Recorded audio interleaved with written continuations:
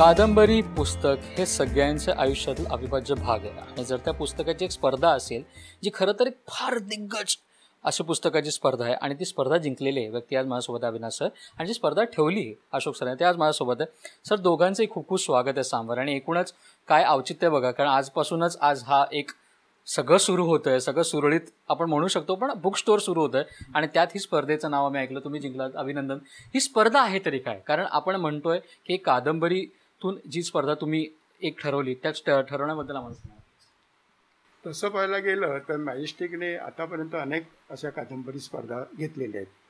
म्हणजे अगदी माझ्या वडिलांच्या काळात 64मध्ये आम्ही एक कादंबरी स्पर्धा घेतली होती आणि त्यात चक्र जयवंत दळवी यांचं त्याला पुरस्कार मिळाला होता जी अजूनपर्यंत गाजते आणि अजून त्याच्या आवृत्त्या निघतात अशी ती कादंबरी. त्याचबरोबर देवकी आणि माणूस नावाची मनोहर तलारांची कादंबरी पण त्याला पण बक्षिसं मिळाली होती आणि त्या कादंबरीत आलेल्या 7 पुस्तकांचं आम्ही त्याचं प्रकाशन पण केलं होतं. त्यानंतर आम्ही एक राजकीय विषयावरच्या कादंबरीची स्पर्धा घेतली होती त्यात तिसरी चांदणी या भानू काळेंच्या पुस्तकाला तो पुरस्कार मिळाला तर ती राजकीय विषयावरची कादंबरी होती. पण ही जी आम्ही स्पर्धा आता यावेळी घेतली ज्यात अविनाश कोल्हे यांना बक्षीस मिळालं ती मात्र एक तशी युनिक ज्याला म्हणता येतील तशी स्पर्धा होती. हिंदू कादंबरी जी आहे ती जवळजवळ असं म्हटलं जातं की ती महाकाव्यासारखी कादंबरी आहे. ती महाकथा त्या याच्यातून अनेक उपकथानकं आणि कथाबीज एखाद्या कादंबरीकाराला सापडू शकतील असं वाटलं. खरं पाहता ही स्पर्धा जी सुरू झाली आम्ही असेच सहज गप्पा मारत बसलो होतो. त्यावेळी मधु मंगेश कर्णिक होते, डॉक्टर विलास कोल्हे होते आणि मी होतो आणि भारत सासने वगैरे अशा गप्पा चालू असताना हिंदू कादंबरीवर चर्चा चालली होती. तर कर्णिक असं म्हणाले ह्या हिंदू कादंबरीत अशी खूप उपकथानकं आहेत की त्याच्यावर ती डेव्हलप करता येईल त्याचा विकास घडवून एक वेगळी अशी कलाकृती तयार होऊ शकेल आणि कथाबीज आहेत.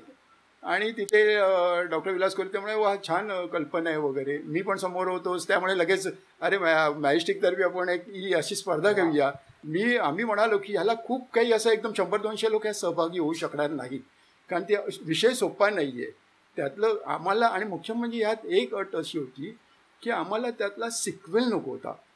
म्हणजे ह्या कादंबरीचा पुढचा भाग तसे ठेवले असतं तर अनेक जणांनी भाग घेतला असता पण तो सिक्वेल आम्हाला नको होता. आम्हाला स्वतंत्र कलाकृती हवी होती आणि आम्ही त्यात होतं की प्रतियशने भाग घ्या नवोदिताने भाग घ्या त्याला पृष्ठसंख्याची सुद्धा मर्यादा आम्ही ठेवलेली नव्हती.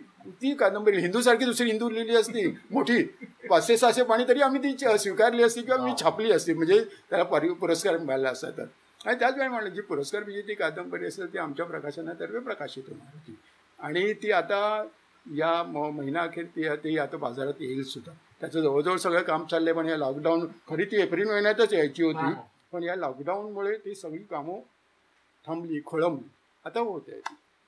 पण कुठे ना कुठे सर तुम्ही काय सांगाल कारण या सगळ्या बाबतीत सर जसं म्हटले की ती कादंबरी नाही ते महाकाव्य आहे आणि त्या महाकाव्यातून तुमचं एक पुढे लिहिणं कारण ते एक आव्हानात्मक गोष्ट आहे. काय सांगाल? नाही कोठाळे साहेब म्हणत तसं तर खरंच महाकादंबरी आहे महाकाव्य आहे त्यात खूप कथानक विस्तृत झालेली आहे त्यामुळे ते अवघड आहे ना. हे 10-15 असेल एखादं असेल ना तर ठीक आहे. एखादी कथा असेल तर उत्तरार्ध लिहिता येईल पूर्वार्ध लिहिता येईल त्यातले हे करता येईल म्हणजे 10-15 असतात त्यातली तुम्ही कुठली निवडायची तुम्हाला कुठली झेपणार आहे आणि मुख्य म्हणजे 31 डिसेंबर 2018च्या आत करायची आहे. हां वाटते तेवढा वेळ दिलेला नाही आहे मग त्याच्यामुळे काय म्हणते ते उचलतानाच त्याचं वजन तुमच्या लक्षात आलं पाहिजे त्यातल्या शक्यता लक्षात आलं पाहिजे तुमचा वकूफ लक्षात आलं पाहिजे हे तुम्ही कितपर्यंत फुलवू शकाल. त्या 15 दिवसांनी लक्षात आलं की यार हे 7-8 शब्दांच्या पुढे जात नाही आहे ती कादंबरी नाही होणार ना दीर्घकथा होईल. तर हे सगळ्याच प्रेशर माझ्या मते मीच नाही ज्याने भाग घेतला त्या सगळ्यांवरती असतील तर सगळ्यांनी हाच विचार केला असेल कारण मी सर म्हणाल तसं ही युनिक कादंबरी स्पर्धा आहे. स्वतंत्रपणे कादंबरी स्पर्धा जगभर होत असतात नाट्य स्पर्धा होत असतात कथा स्पर्धा होत असतात कवितेच्या स्पर्धा तर तुम्ही हिशोब विचारू नका रोज कुठे ना कुठे सुरू असतात त्यात काय नाही पण ही वाचूनच तिच्यावर लिहायचं. आणि सर म्हणाल तसं प्रिक्वेल नाही सिक्वेल नाही ते आणखी अवघड. खंडेराव शाळेत काय करत होता चिंचा बोरं खात होता का हे नाही लिहायचं की नंतर खंडेरावचं लग्न झालं पुढे काय झालं हेही लिहायचं नाही. त्यातलं खंडेरावला टाळून सुद्धा एखादं कथानक उचला आणि ते डेव्हलप करा हे खऱ्या अर्थाने चॅलेंज होतं आणि ज्या अर्थी बक्षीस मिळालं त्या अर्थी मला ते जमल्याचं मी नम्रपणे म्हणू शकतो. पण या सगळ्यांमधून सर मला खरं असं वाटतं ना की एकतर सर असं म्हणाले महाकाव्य, तुम्ही म्हणाला तो आव्हान आहेच, पण त्या आव्हानातून हेच पान निवडावं असं तुम्हाला का वाटलं, हेच एक पोषण निवडावं असं तुम्हाला का वाटलं? नाही, कसं आहे की आता बघा, जाती व्यवस्था आपल्या देशातली 1000 वर्षापासून आपण त्याच्याशी चर्चा करतो, वाईट आहे वाईट आहे. राजा रामापासून बाबासाहेबांपर्यंत सगळ्यांनी सांगितलं वाईट आहे. आपण ऑफिशियली पण मान्य करतो ते वाईट आहे. अस्पृश्य निवारणाचे कायदे झालेले आहेत, ॲट्रॉसिटीचा कायदा आहे. तरी समाजात जाती व्यवस्था असते. त्याच्याहून काही एक डायनॅमिक्स आहे, त्याचं काही इकॉनॉमिक्स पण आहे, सोशिओलॉजी पण आहे. म्हणजे ते फार युनिक संस्था आहे. तर मग ती का टिकली असावी? इतक्या मोठ्या मोठ्या लोकांनी प्रहार करून सुद्धा, आणि हे 15-20 दिवस झालेले नाही ना. म्हणजे राजा रामरावपासून बाबासाहेबांपर्यंत जो 150-200 वर्ष सतत अटॅक होतोय, महात्मा गांधी घ्या, म्हणजे कोणी म्हटलं नाही की योग्य आहे, तरी ती जात नाही आहे. हे मला असं वाटलं की यातला एक खरा चॅलेंज आहे की एक नम्रपणाला सर्जनशील पातळीवर हात घालून बघूयात की का जात नसेल ही, काय असं असेल याच्यामध्ये.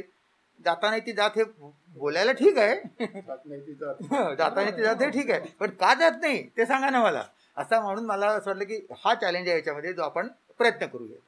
तर खरं या प्रयत्नांना तुम्ही कसं बघता? कारण तुम्ही आताच म्हटलात की तुम्हाला पहिलंच माहिती होतं की ह्याच्यात खूप लोक पार्टिसिपेट करणार नाहीत. कारण जेव्हा आपण म्हणतो की हिंदूसारखी कादंबरी, त्यात नवीन कादंबरी लिहायची आहे का, तर असं नाही, आपल्याला त्याच्यातून पण नाविन्य शोधायचं आहे. या सगळ्यांमधून किती आव्हान तुम्हाला वाटतं लेखकाला होतं जेव्हा हे एक स्पर्धेत येताना? हे नक्कीच होतं, कारण यात प्रतिभेचा कस लागला असं नक्की.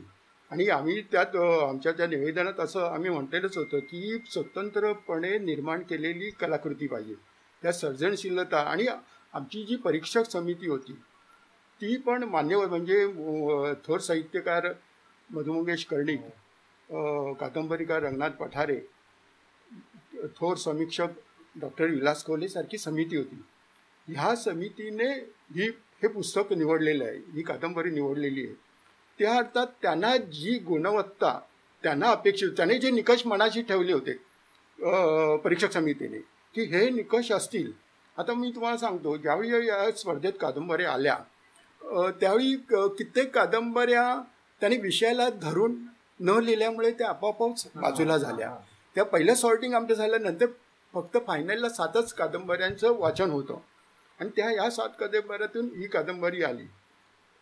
त्यामुळे निश्चितपणे त्या निकषाला धरून, आणि एक आव्हान तर प्रचंड सर्जनशीलतेचे, प्रतिभेचं, आणि कुठचं तरी एक. आणि मग जसं अविनाश कोल्हेने सांगितलं तसं की जातीव्यवस्था, एक कुठचा तरी फोकस तुम्ही हे केलं पाहिजे. जात नाही आहे, जातीव्यवस्था इतक्या जणांनी, आपल्या इतक्या सगळ्या महान नेत्याने आपल्याला सांगितले की ती, त्यामुळे प्रश्न निर्माण होतात, ते अजूनही चालू आहेत आणि ते संपतील असंही वाटत नाही.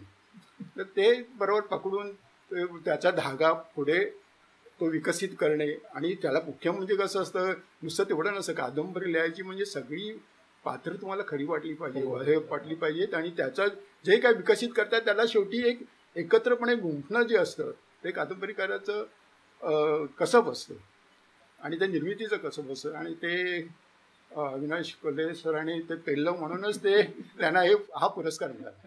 पण बोला सर, मला अजूनही प्रश्न नेहमी पडतो ना की तुमच्याच उत्तरातून नेहमी मला असं वाटतं की प्रत्येक त्याच्यातला जो कॅरेक्टर आहे त्याला आपण तिकडे महत्त्व देणं हे जास्त स्वाभाविक आहे. मग तो सिनेमा असो, ते नाटक असो, किंवा ती कादंबरी असो. तर या सगळ्या कॅरेक्टर्सना गुंफून जेव्हा तुम्ही एक कलाकृती आणता किंवा एक कादंबरी आणता, ते आव्हान किती महत्त्वाचं होतं? नाही, तेच तर त्याचा काय म्हणतात कळीचा मुद्दा होता ना, की हे जाती असतील कादंबरी लिहायचं ठरलं. आता तर सुरुवात झाली, आता तर सुरू नाही झालं, आता पुढे चल. 60-70 हजार शब्द लिहायचे त्याच्यात. त्याच्यात पात्र आली पाहिजे, त्या पात्रांना एक भूमिका आहे, त्यांचं म्हणून काहीतरी शहाणपण आहे. ते चुकीचं असेल तुमच्या दृष्टीने, पण त्याच्याप्रमाणे 10,000 लोक जगतायत तिथे लोक, म्हणजे त्याची ती अत्यंत चिवट असलेली, आणि त्याला काहीतरी खास एक त्याचे म्हणून कारणं आहेत. हे सगळ्यांचा शोध घ्यावा लागणार आहे मला. हे लिहिता लिहिता मला जाणवत गेलं. हे मी असं म्हणणार नाही की माझ्याकडे झेरॉक्स कॉपी रेडी होती, मी पटापट लिहून काढलं. रोज मला लॅपटॉप उघडलं काढलं, आता पुढे कसं जायचं. 1.5-2 मिनटं मला असं अक्षरशः अशी थरथर वाटायची की आता काय, इथपर्यंत आणलं, आता काय, म्हणजे रोजचा प्रश्न होता आता काय. आणि लिहून झाल्यानंतर की हां आज जिंकलो, आता उद्या बघू. परत दुसऱ्या दिवशी लॅपटॉप उघडायचा, काल काय लिहिलं 2-5 मिनिट वाक्यात बघायचा, अंदाज घ्यायचा, परत सुरू करायचं, हुश आता दिवस निघाला. असं ते म्हणजे हा एव्हरीडे चॅलेंज होता. असं नाही की एक दिवशी सुचली जरा लिहून काढली, असं नव्हतं ते. रोज मला असं की नाही हे पात्र हाताबाहेर जातं, याची पोझिशन बरोबर नाही, ही त्या ओव्हरऑल कादंबरीमध्ये हे होईल. याला तेव्हा मी असे पॅराग्राफ बाहेर काढलेले आहेत. तर मी परवा एक लेख लिहिला होता मठामध्ये, ओरिजिनल 95,000 शब्दांचं मटेरियल होतं. ते काटछाट करत मी 45,000वरती आणलं. हे मी स्वतः 50% एडिट केलं. आणि त्याच्यापुढे आदर्श होता आमच्या त्या मॅक्स पर्किन्सचा. त्यांनी 3,00,000 शब्दांची कादंबरी 60,000 शब्दावरती आणून ठेवली, म्हणजे 20% ठेवली. म्हणजे त्यांनी काय खाड खाड खाण खाड एखाद्या कसाबासारखं त्याचं हत्यार चालवलं असेल. त्याच्यामुळे ते जमत गेलं. म्हणजे त्याला काही कसं आहे की हे परत सांगितलं तर मला जमेल अशी खात्री नाही.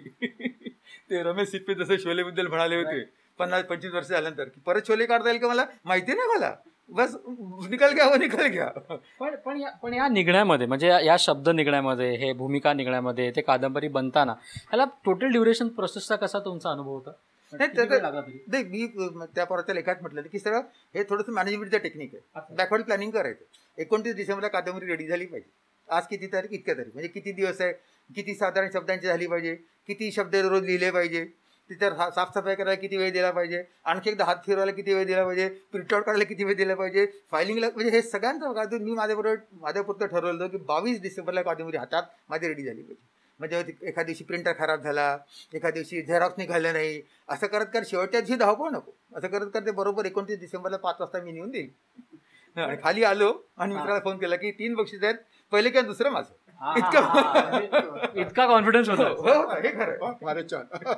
पण सर मला खरं असं वाटतं ना की जेव्हा असे स्पर्धक असतात, जेव्हा असे थोर लेखक जेव्हा या स्पर्धेला येतात आणि ते आपली कलाकृती दाखवतात, तेवढा कॉन्फिडन्स दाखवतात, तेवढा आनंद त्या स्पर्धेमध्ये घेतात, तर कुठे ना कुठे मॅजेस्टिक म्हणून तुम्हालाही तो आनंद मिळतो की तुम्ही एक परंपरा चालवता आणि ती परंपरेला आता कुठे ना कुठे अजून एक मोठं वलय मिळायला सुरुवात झाली. मी सांगतो याचा खूप मोठा आनंद असतो. म्हणजे एक उदाहरण देतो तुम्हाला की ज्यावेळी एक दीपावलीचा संपादक म्हणून मी लेखकांना पत्र लिहितो आणि मला लेख मागवतो किंवा कथा मागवतो, मला जयवंत दळवींचं एक नेहमी वाक्य आठवतं. जयवंत दळवी मला म्हणाले की तुमचं पत्र आल्यानंतर तुमच्याकडनं आम्ही मेंदू खरवडायला सुरुवात करतो. आता ही मेंदू खरवडणे जो आहे इथेच निर्मिती प्रक्रिया सुरू होते. आता मला सांगा, समजा ही कादंबरी स्पर्धा नसती तर तुम्ही पंक्तीतलं पान लिहिलं असतं का? लिहिलं नसतं. ही एक प्रेरणा देण्याचं काम जे असतं, लेखकाला प्रेरणा देण्याचं काम, प्रोत्साहन द्यायचं काम, ह्या गोष्टी करत असतात. इव्हन मला आता याला धरूनच तो विषय थोडासा म्हणून सांगतो की दिवाळी अंकसुद्धा हे काम मोठ्या प्रमाणावर करतात. दिवाळी अंक निघाले नसते तर मला वाटत नाही इतकं लेखन निर्माण झालं असतं. कारण कथा लिहिल्या जातात, ललित लेख लिहिले जातात, वैचारिक लेख लिहिले जातात, प्रवास वर्णन, आणि त्यातून नंतर पुस्तकं निर्माण होतं. त्यामुळे संपादकाचं म्हणा किंवा प्रकाशकाचं, आणि हे काम आम्ही सातत्याने करत आलो मॅजेस्टिकतर्फे, की असं चॅलेंज स्वीकारायचं आणि आपण लिहून दाखवायचं. आणि ते खऱ्या अर्थाने चॅलेंज तुम्ही स्वीकारलं. तुमच्या दोघांचे खूप खूप अभिनंदन. म्हणजे तुमचं तर जिंकण्यासाठी आणि तुमची अशी स्पर्धा घेण्यासाठी, कारण तोही एक छोटासा विजयच आहे. या सगळ्यांमधून सांस्कृतिक घटना आहे आणि ती सांस्कृतिक घटना सुरू राहिली पाहिजे, कारण ती महाराष्ट्राची संस्कृती आहे. या सगळ्यांमधून शेवटचा प्रश्न विचारेन. एकतर जसं सर म्हटले की अशा स्पर्धेमुळे नवनवीन लेखक घडू शकतात. आता येणारी पिढी लेखकांची कशी आहे, या स्पर्धेला कितपत येते, त्याबद्दल माझा तुम्हाला शेवटचा प्रश्न आहे. पण जाता तुम्ही पुस्तकाबद्दल प्रेक्षकांना काय सांगा? खरं सांगू का, मला किती आनंद झाले मला सांगता येत नाही. आणि मला खात्री की माझ्यापेक्षा कोठाळांना जास्त आनंद झालेला. जेव्हा त्यांचा एप्रिलमध्ये मला वाटतं गुढीपाडव्याच्या दिवशी फोन आला दुपारी, तर त्यांच्या आवाजावर मला कळलं मला बक्षीस मिळालं. म्हणजे इतक्याच आनंद होता की कळलं नाही, मी त्याला फोन करतोय, म्हटलं अरे कळलं मला. म्हणजे हे फार युनिक कॉम्बिनेशन आहे. तर हे काही तसं काय म्हणायचं, धंद्याने परीक्षा घेतली, पुस्तक काढलं, संपलं. त्या सगळ्यामध्ये आतला आनंद खूप व्यक्त झालेला आहे. म्हणजे मला लिहिताना मजा आली, यांना ते सगळे पुढचं करताना मजा आली. आपले चित्रकार रवी मुकुल ते पण मला फोन करून म्हणाले की बापरे काय धमाल आहे. मला असं वाटलं की कधी चित्र काढतो कधी नाही. म्हणजे हे सगळं whole team was so inspired and feeling nice about it. हे आम्हाला सगळ्यांना याच्यामध्ये खूप एक टीमवर्क होतं ते. म्हणजे एका प्रकारे पुढचं सगळी प्रोसेस तर टीमवर्क होती असते. त्यावेळे नेवाडे आम्हा सगळ्या तरुण पिढीचे, आमच्या पिढीचे लेखक आहेत. एक काळ होता जेव्हा अख्खी कोसला माझी पाठ होती, पहिल्या वाक्यापासून शेवटच्या वाक्यापर्यंत.